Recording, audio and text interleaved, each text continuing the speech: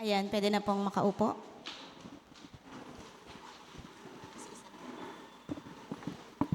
Ayan. Ang pag-uusapan natin sa umagang ito ay pinamagatan kong Righteous Tree. Yan. Yan po ay declaration ng ating Panginoon sa Israelites. At yun ay pangako niya that they will be a righteous tree. At ito rin po ay hango sa Psalms chapter 1, verse 3. Sinasabi doon na kapag ang isang puno ay nakatanim sa tabi ng batis, hindi ito nauubusan ng bunga.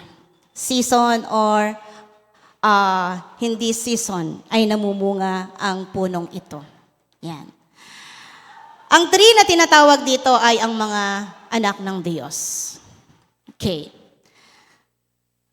Ngayong month na ito, patuloy pa rin ang ating tema. It's all about standing firm or firm foundation.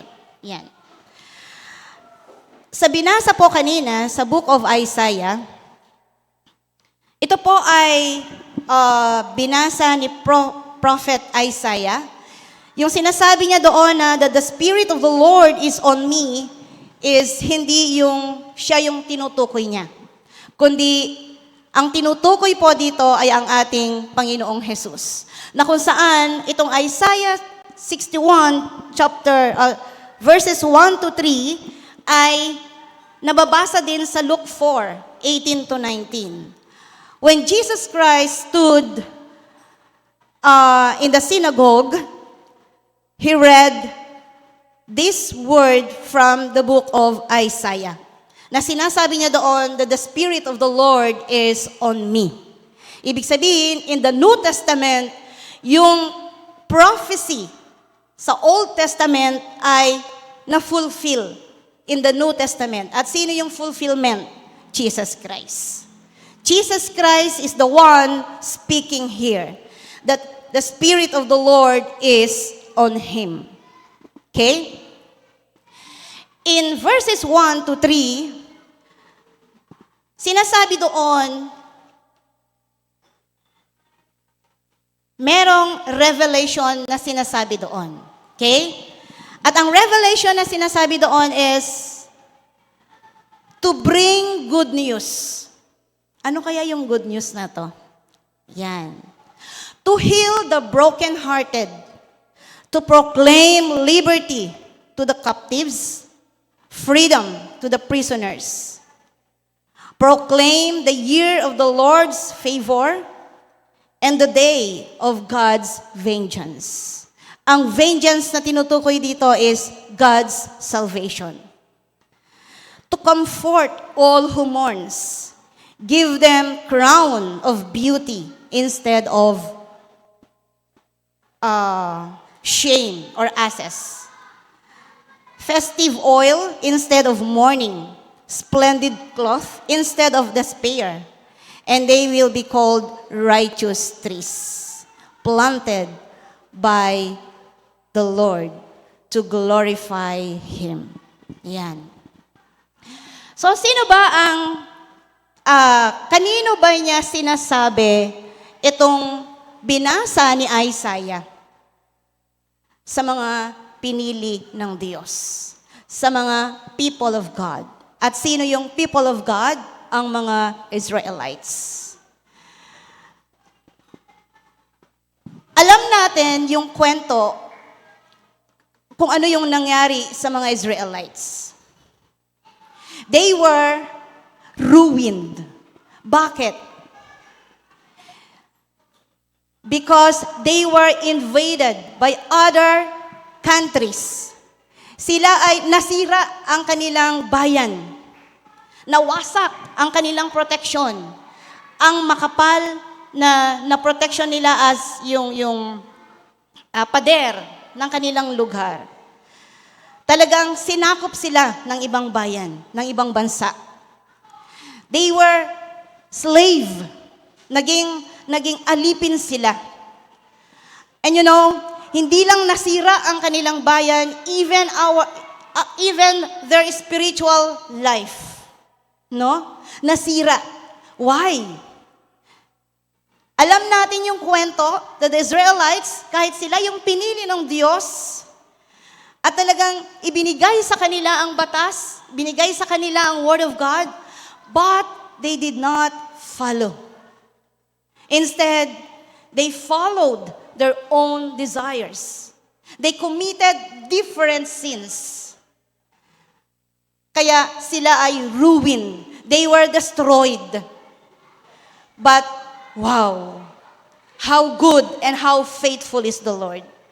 Na kahit sobra yung tigas ng ulo ng mga Israelites na ito, hindi nagbago ang covenant ng Diyos sa kanila. Na ang sinasabi niya, He is the Messiah, the anointed one, the deliverer. Yun yung pangako niya, that He will restore His people. At sino itong mga ruin nowadays, sa ating kapanahunan, yung patuloy na namumuhay sa kasalanan, na hanggang ngayon, hindi pa nakikilala ang totoong tagapagligtas. Na hanggang ngayon, naakala nila ang kaligtasan ay nagmumula sa kanilang sariling kakayanan. Kung tayo ay kabilang dito sa ruin na to, sa destroyed people, physically, emotionally, spiritually, this is the day of the Lord. This is the day of His salvation. Na sinasabi sa Biblia, once na narinig natin ang kanyang pagliligtas, huwag natin baliwalain ang kanyang salita. Ang sabi ng Panginoon, He will restore His people. In 2 Chronicles 7:14, ang sinasabi doon, if my people who are called by my name will humble themselves and pray and seek my face and turn from their wicked ways, then I will hear from heavens and I will forgive them their sins and heal their land. Itong restoration na ito is, it is a favor from God. This is a gift from God. Pag sinabi nating gift, we have a choice. Meron ba tayong choice pag sinabing gift pala? Kapag tayo ba ay bibigyan ng regalo, tatanggi ba tayo? Malapit na ang Valentine's Day. Tatanggi ba tayo kapag tayo ay binigyan ng fresh flower? Di ba hindi? Tatanggi ba tayo kapag tayo ay bibigyan ng chocolates? Di ba hindi? Salvation is a gift. A gift na dapat hindi tanggihan. Pero nakakalungkot, marami pa rin ngayon ang tumatanggi sa gift na to. Hindi lahat ng sinasabi ng Panginoon na His people ay tinanggap nila itong salvation na to. And even today, palaging sinasabi, this is a free gift. Salvation from God is a free gift. Pero marami pa rin ang tumatanggi. Bakit? Kasi sasabihin nila, kapag tinanggap ko yan, marami nang bawal. Marami nang marireveal kung ano yung nasa akin. Marireveal yung darkness ng aking buhay. At yun ang gusto ng Panginoon. I-reveal yung darkness sa atin. And we will experience His salvation, the light that comes from Him. Restored. Hindi madali yung ginawa ng Panginoon when He restored us, when He restored His people. Restored from the dominion of darkness. Dahil sinasabi sa Biblia, for all have sinned and fall short of the glory of God. For all have sinned and fall short of the glory of God. Lahat ay nagkasala. And our destination is everlasting punishment. But praise God. Yung revelation that the Messiah, the Savior, came on earth. At sino yon? Ang ating Panginoong Jesus. Ano yung ginawa niya? Ang ganda nung inawit natin kanina. Namatay siya sa krus. At sino ang pwedeng makakagawa noon para lamang iligtas ang sangkatauhan? The world, only Jesus Christ. The darling of the heaven. Diba? Ang pinakamamahal ng Diyos ay ibinigay niya ang kanyang nag-iisang anak. Bakit? Alam niya, mapapahamak ang tao. Mapapahamak ang tao kapag hindi gagawin ng kanyang nag-iisang anak. The lamb that is worthy, the lamb na sacrifice for us para tayo ay magkaroon ng buhay na walang hanggan. Ang sinasabi dito in Isaiah 61, hindi lang material blessing ang pangako ng Diyos, but spiritual blessing. Okay? At ano yung response? In verse 10 to 11, nag-respond si Isaiah. Ang sabi niya doon, I will read in verses 10, I greatly rejoice in the Lord. I exult in my God, for He has clothed me with the garments of salvation. He has clothed me with the garments of salvation. And this salvation comes from Jesus Christ. He is the only Savior. Walang ibang makakapagligtas sa atin, kundi ang ating Panginoong Jesus. Yung cloth dito, referring, no? Hindi yung cloth na to. Ibig sabihin kapag cloth, talagang suot-suot natin yung salvation. Nasa sa atin ang salvation. At sabi pa doon, and wrap me in a robe of righteousness. And wrap me in a robe of righteousness. Niyan tulad siya sa isang bride. May kapatiran tayo dito na malapit ng kakasal, no? Siyempre, siya yung pinakamaganda on that event. Siya yung kakaiba, yung kanyang damit. Yun yung ginawa ng Panginoon sa atin, no? Ibinigay niya yung the best para sa atin. He clothed us with His salvation, with His love. At kapag dinamitan tayo ng kanyang kaligtasan, ng kanyang pagliligtas, hindi yon mawawala. And also, righteousness. Ang galing, no? What is our response when the Lord offered us this salvation? Tatanggi ba tayo? Tatanggi ba tayo sa kaligtasan na ino-offer ng ating Panginoon? Si Isaiah, he praised the Lord. He rejoiced. Dahil naramdaman niya, na-experience niya yung salvation ng Panginoon. Na kahit alam niya sa kanyang sarili, he is unworthy of God's love. Sa totoo lang, hanggat hindi tayo magkakaroon ng realization that we are ruined, that we are destroyed because of sin, we will not accept God's offer. Pero kung marirealize natin, nga no, wala akong magagawa. Walang ibang magliligtas sa akin. Yeah, minsan, Feeling natin, righteous tayo kasi hindi tayo gumagawa ng mga kasalanan. Pero after 1 year o after 3 years, kapag na-test ang ating pananampalataya, doon lumalabas yung kung ano tayo. Pero ang Panginoon, once na andyan sa ating buhay, ang sabi niya, He will help us. He will help us.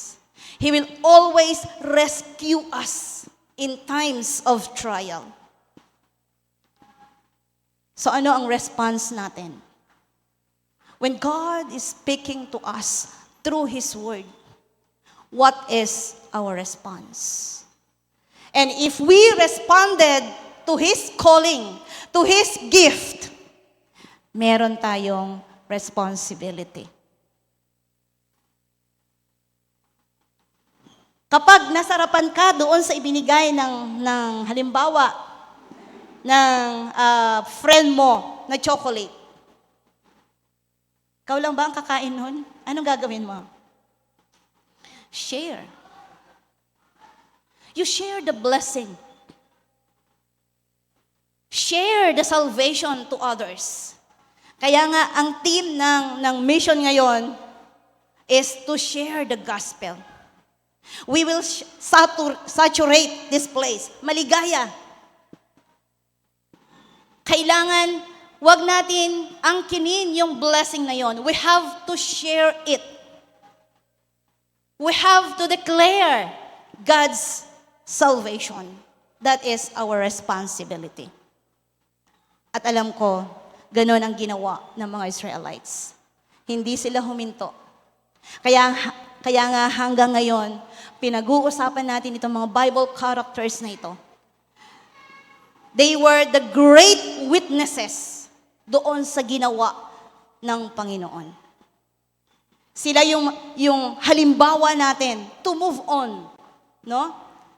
To move on. Okay. So we have the responsibility. And if we obey or if we do the responsibility, ano ang sabi? There is a rejoicing. Na-experience ba natin yung nagbabahagi tayo ng Word of God and then they responded? Na-experience ba natin yung joy na hindi kayang ibigay ng mundong ito? Na hindi kayang ibigay ng ating family? Na hindi kayang ibigay ng pera na meron tayo? But when we share the Word of God, there is rejoicing. May gladness. And hindi lang tayo yung nakaka-experience ng rejoicing. Thousands of angels are rejoicing in heaven when one soul surrendered his life to God. How to experience this, yung number 6, rejoicing spirit. How? When we have Christ in our lives. Kung si Kristo ang nakaupo sa trono ng ating buhay, we will experience this rejoicing spirit. At hindi lang tayo ang nakakaranas noon. Higit sa lahat, ang ating Panginoon. Kasi yun ang gusto niyang mangyari sa bawat isa. The heart of the Bible, ang sabi, John 3:16, for God so loved the world. Love month, yung mga walang lovers, we have our lover. At yung lover na yan ay hindi tayo iiwan. At hindi siya magbabago. Tayo man ay hindi faithful sa Kanya. Many times, hindi tayo faithful sa Kanya. Many times, sinasaktan natin siya. Many times, we disobeyed Him. Pero, He remains faithful to us. Siya yung lover na I love you despite of. Mahal kita maging sino ka man. Sa world ngayon, mahal tayo kapag okay pa ang ating physical look. Papaano kapag maraming wrinkles na yan? Papaano kung maraming puti na yan? Papaano kung makakalimutin na yan? Papaano kung nandun na siya sa sulok at nagpapahugas na? Do we still love them? God never change. Kaya kung gusto natin na matatag, yung hangarin natin na dapat, baka hanggang ngayon wala pa akong lover, malungkot ang buhay ko. No. Our great lover is Jesus Christ. He alone can satisfy us. Yeah.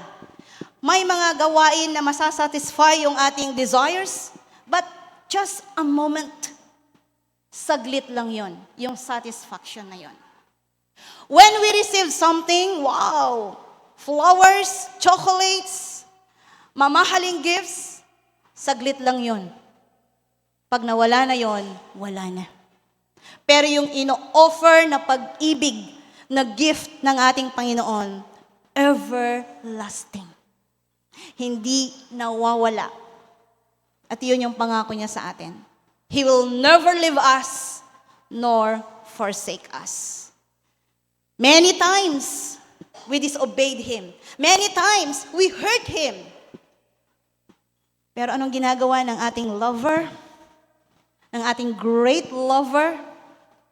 He will always make a way para ibalik yung relasyon niya sa atin. Diba?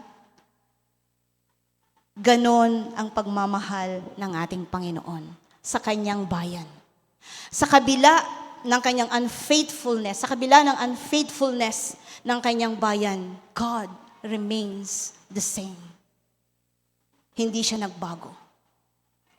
And He made a way para maranasan ng kanyang bayan ang totoong kaligtasan. Ibinigay niya ang kanyang nag-iisang anak. Gusto ba natin na matanggap natin itong great lover na to? Na sa pagdating ng 14, kahit walang magbibigay sa atin ng flower, kahit walang magde-date sa atin, we will feel the great joy because we have the lover of all lovers. Sino yon? Ang ating Panginoong Jesus. Kung hindi ka bibigyan ng crush mo ng flower, and so what? Kung wala kang ka-date, and so what? Kami na mga widows, wala kaming mga husband, and so what? We have our great lover, Jesus Christ, our great lover. God always make a way. God always there para punuin yung vacuum dyan sa puso natin. At sa sandaling ito, kung sa palagay natin ay meron pang vacuum, meron pang kulang dyan sa puso natin, na akala natin yung boyfriend natin ang kumumpleto noon, no.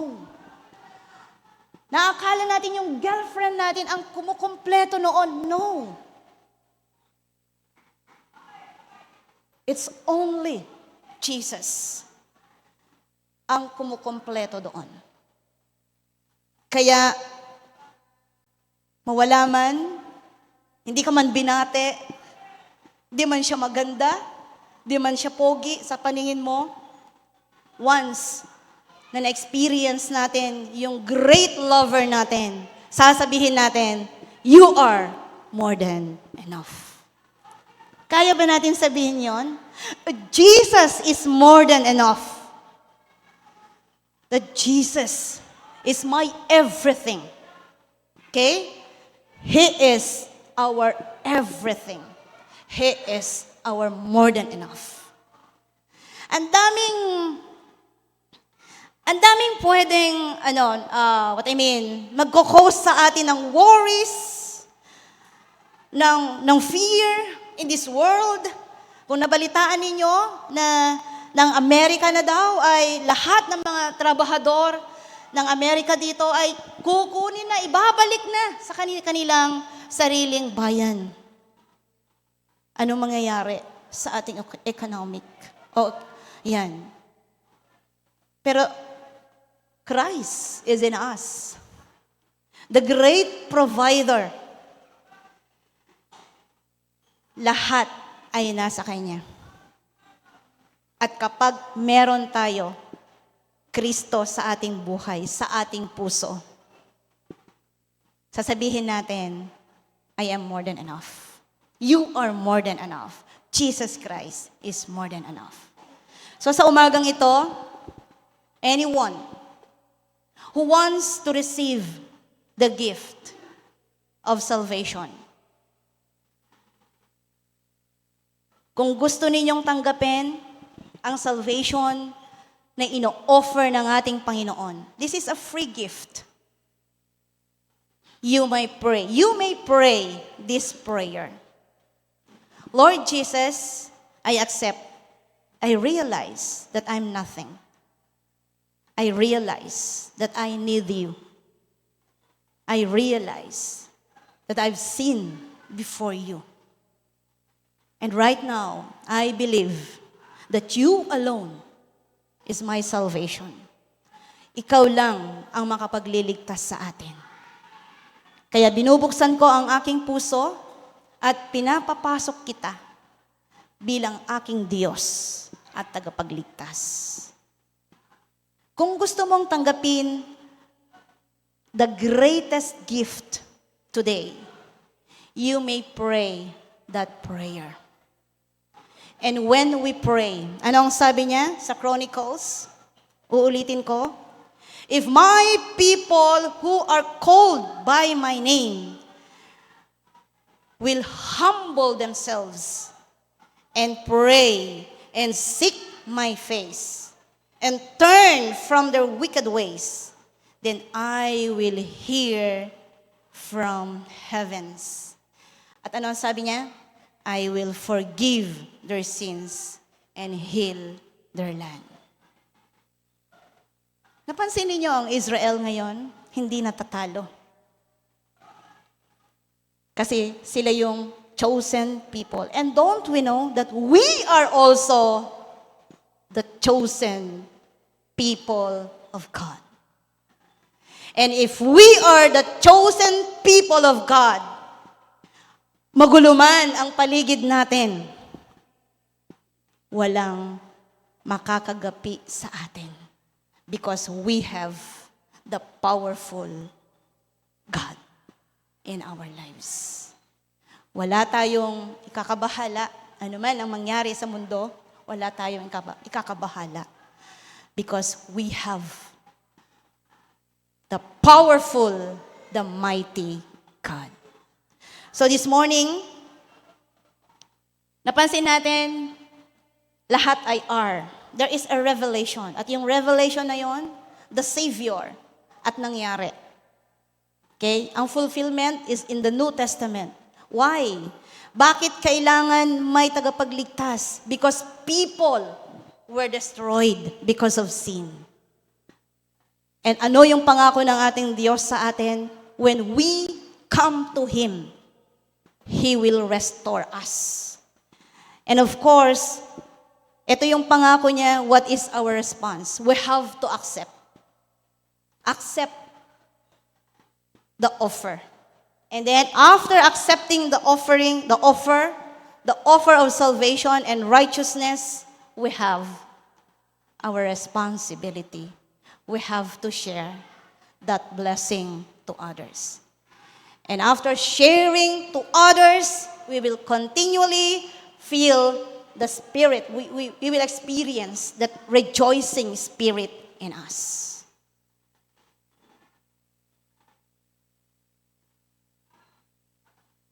Our salvation. How is our salvation? how is our response? God, today, sinasabi, if we hear His voice, this is the day of God's salvation. Di natin alam bukas. Hawak ba natin ang ating buhay? Di ba hindi? Magugulat na lang tayo, ang lakas ng lalaki yan bakit biglang kinuha na siya ni Lord? Kailangan sure na sure tayo sa ating salvation. Let us pray. Aming Diyos, maraming salamat sa inyong salita na aming narinig. Maraming salamat sa inyong mga paalala. Maraming salamat dahil ginawa po ninyo ang lahat para kami ay iligtas. Binigay ninyo ang inyong nag-iisang anak. Nasaktan, pinalo, namatay sa krus. Para lang kami ay magkaroon ng buhay na walang hanggan. Para lang kami ay magkaroon ng pag-asa. At salamat sa pag-asa na ibinigay ninyo sa amin. Sa sandaling ito,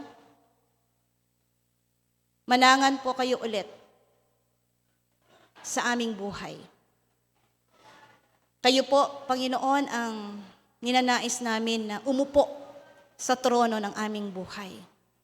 Upang sa ganon, patuloy naming maranasan ang mga pangako ninyo sa inyong salita. Maraming salamat dahil hindi po kayo nagbabago. At patuloy na ipinagkakatiwala namin ang lahat-lahat sa inyo. Even Lord, yung responsibilidad na iniatang po ninyo sa amin. God, hindi po namin kayang gawin kung wala po kayo sa aming buhay. Salamat dahil nagagampanan namin ang mumunting ministry na meron po kami dahil sa inyong pangunguna. Salamat po at i-bless po ninyo ang bawat isa. In Jesus' name we pray. Amen.